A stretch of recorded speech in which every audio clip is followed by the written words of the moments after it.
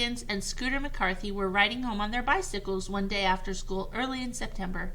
Ribsy, who always waited for Henry under the fir tree in the schoolyard, was riding in the box Henry had tied to the back fender of his bicycle. "You going salmon fishing this weekend?" asked Scooter, steering his bicycle through a pile of autumn leaves in the gutter. "I don't know. Dad hasn't said anything about it," answered Henry. "My dad took me down on the Umtucka River last Saturday," said Scooter. "Catch anything?" asked Henry, trying to keep his excitement out of his voice.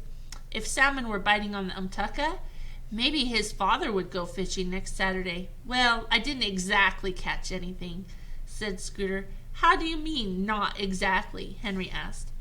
"Well, I thought I had a bite once, but it didn't exactly land the fish," said Scooter. "But I bet I get one next time." The two boys pedaled along Klickitat Street. Henry was hoping his father would go fishing on Saturday. He would almost surely get to go, because he had kept Ribsy out of trouble, at least the kind of trouble the neighbors might complain about. Of course, there had been a couple of close calls, but Henry had lived up to his side of the bargain, and now he had nothing to worry about. "So long," called Scooter when the boys came to the Huggins' house. "So long." Henry rode up the driveway and parked his bicycle in the garage. The back door was locked, so he found the key under the doormat and let himself in. Beside the refrigerator, he found a note from his mother that said, "Have gone to P.T.A. meeting. Don't eat all the hot dogs. Mother." Henry took 2 hot dogs, which he shared with Ribsy. While Henry was eating his hot dog and thinking about catching a salmon, the doorbell rang. When Henry went to the door, he found Beezus and her little sister Ramona standing on the front porch licking ice cream cones. Ramona, who carried a square blue lunchbox in one hand, was having trouble managing her cone with the other. Her chin and the bib of her overalls were smeared with chocolate ice cream. "Hello, Henry," said Beezus. "Can you come over to my house and play checkers?" "Sure, that's a keen idea," answered Henry. "I bet I can beat you." Checkers was one of his favorite games, and Beezus was a good player. She didn't take all day to make a move, the way some girls did. Ribsy looked hungrily at the ice cream cones. He knew Henry always saved the last bite of a cone for him. Maybe the girls would give him a bite, too. Ribsy swallowed and wagged his tail. "Go away," Henry said to him. "You can't have any of their ice cream." Ribsy made a whimpering noise. "Oh." "What's Ramona carrying a lunchbox for?" Henry asked. "She doesn't go to school." "It's not a lunchbox," said Ramona, as a little river of ice cream dribbled off her chin. "It is, too, a lunchbox," said Henry. Beezus ran her tongue all the way around her ice cream cone. "Ramona's pretending it's a camera," she explained.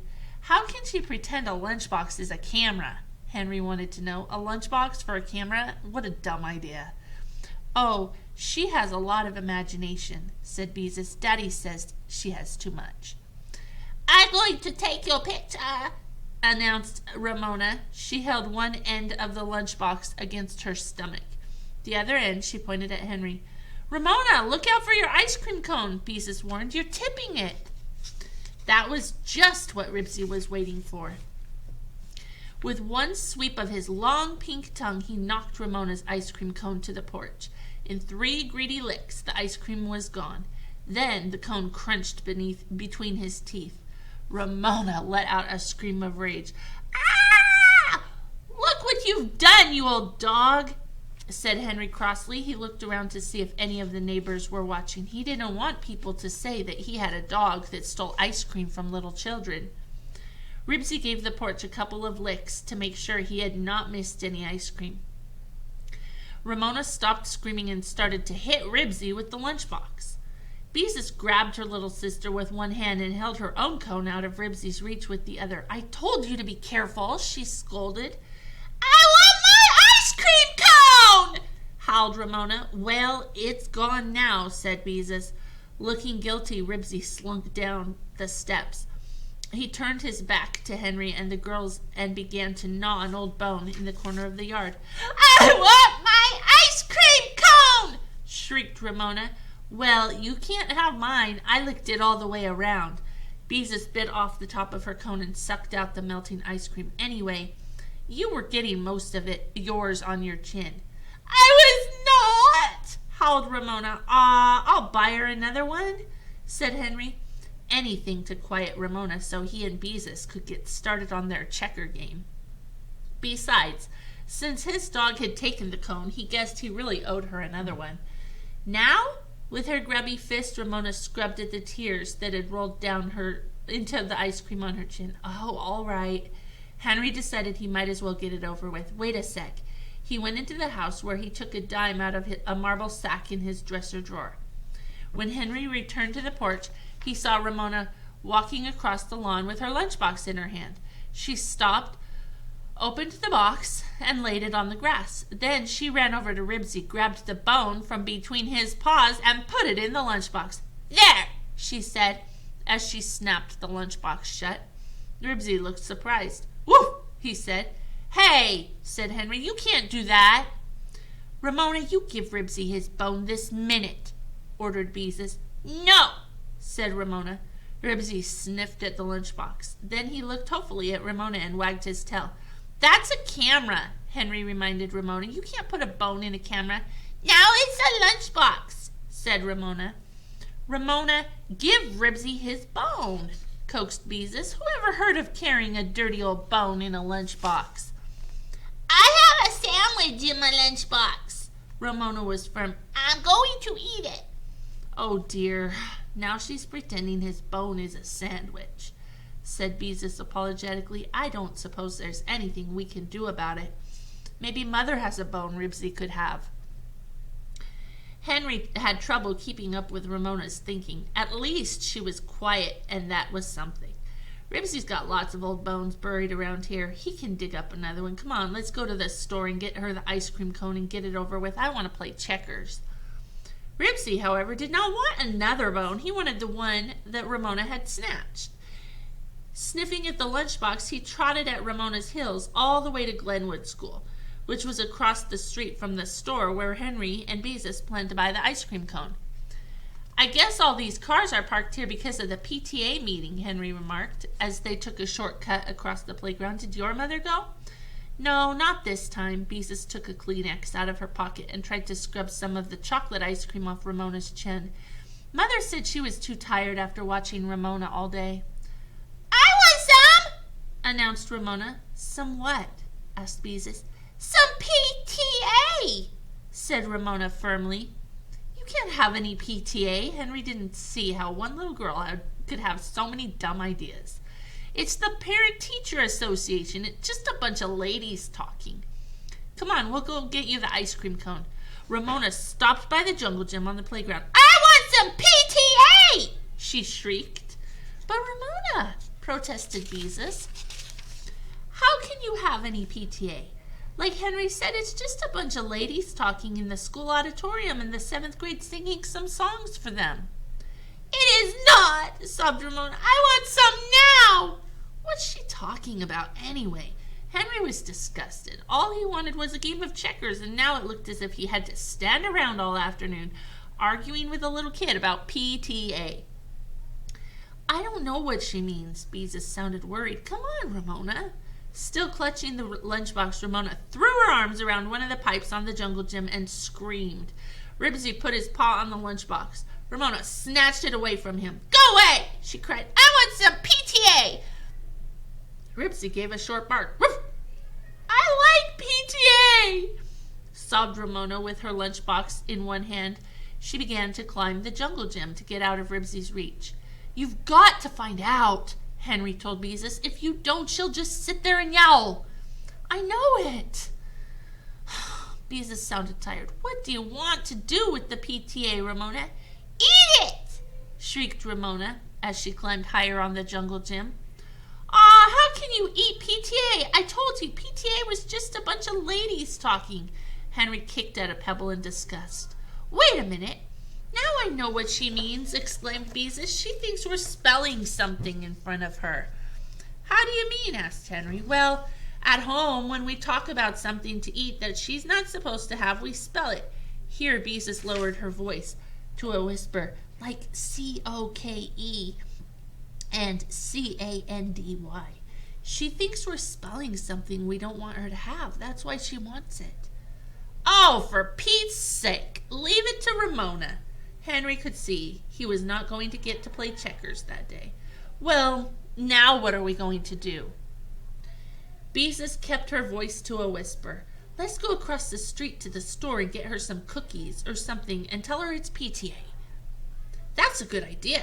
Henry thought for a girl, Beezus was pretty sensible. Ribsy started to follow Henry and Beezus back to the store.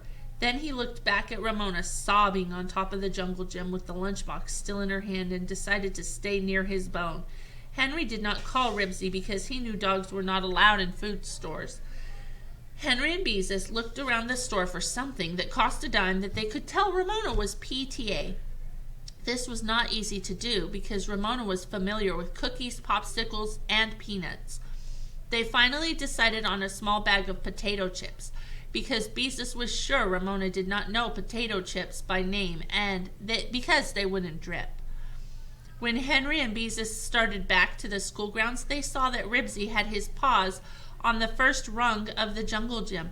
Woof, he said, and looked hungrily at the lunchbox. Henry also noticed two women looking at Ribsy and Ramona. One of the women was Mrs. Whistler, a friend of Mother's. She pointed to Ribsy and then to Ramona. Now what, thought Henry, hurrying across the street. He hoped Ribsy wasn't in trouble, not just before the fishing trip. Mrs. Whistler was saying, Look at the poor little thing. She's frightened out of her wits.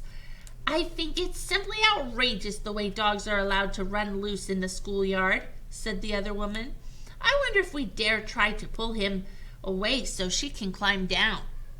I'd be afraid to go near him, said Miss Whistler. I know the dog. He belongs to the Huggins boy, and I understand he's dangerous. He bit the garbage man a week or so ago. The Huggins boy looked at Beezus and sighed. All he wanted to do was play checkers, just one little old game of checkers. And now look what had happened. How was he ever going to explain to Mrs. Whistler? And now that Mrs. Whistler thought Ribsy had chased Ramona up on the jungle gym, she would tell everybody what a dangerous dog he was, and that meant more trouble. It probably meant his father wouldn't take him fishing. Come on, Beezus, said Henry. Let's try to tell her. Oh, there you are, Henry Huggins, said Mrs. Whistler. Does your mother know your dog is loose on the school grounds? No, Mrs. Whistler, said Henry. I thought she didn't, interrupted Miss Whistler. My little sister isn't afraid of the dog, said Beezus quickly. Ramona, who had stopped crying to listen, let out a howl. Ah! Miss Whistler and the other woman looked at each other and nodded. Woof, said Ribsy again. Henry, hold your dog and I'll try to get her down, said Mrs. Whistler. Henry took a hold of Ribsy's collar. He wondered if Mrs. Whistler would climb the jungle gym. He hoped so. But he started to say, Don't be frightened, dear, Mrs. Whistler called to Ramona. We won't let the doggie hurt you. Come on down, sweetheart, coaxed the other woman. Just then the 7th grade burst out of the school building. Several boys began to play a noisy game of catch. Ribsy barked excitedly. Hi, we've been singing for the P.T.A., said one of the boys as he ran past Henry. I want some, howled Ramona. Ribsy grew more excited. He strained at his collar and managed to get his paws on the lower rung of the jungle gym again. This is outrageous, said Mrs. Whistler. I'm going to report this dog to the principal. But she's got his bone, said Henry desperately. Ramona and Ribsy and the boys playing catch made so much noise that the two women did not hear Henry. I think the principal should call the pound and have this dog taken away, remarked the second woman, as Mrs. Whistler started toward the building. But he has a license, protested Henry, wishing Ribsy would not bark so much. What's the old garbage hound up to now? One of the boys shouted as he ran off to play catch. You shut up, Henry yelled after the boy, who was a friend of Scooter's. And he isn't a garbage hound. The doors of the school opened, and the mothers who had attended the P.T.A. meeting poured out of the building. There was such a crowd that Mrs. Whistler was unable to enter. Quick, get her down, Henry begged Beezus. If only they could get Ramona down and go home before Miss Whistler got back. Ramona, here's your P.T.A., said Beezus, waving the bag of potato chips. Come down and get it.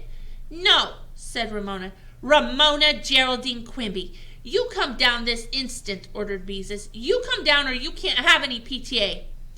"Can't you climb up and get her?" Henry was desperate. What if Miss Mullen, the principal, really did call the pound? Beezus started up the jungle gym. "You just wait, Ramona. I'm going to tell Mother on you." Ramona began to shriek all over again.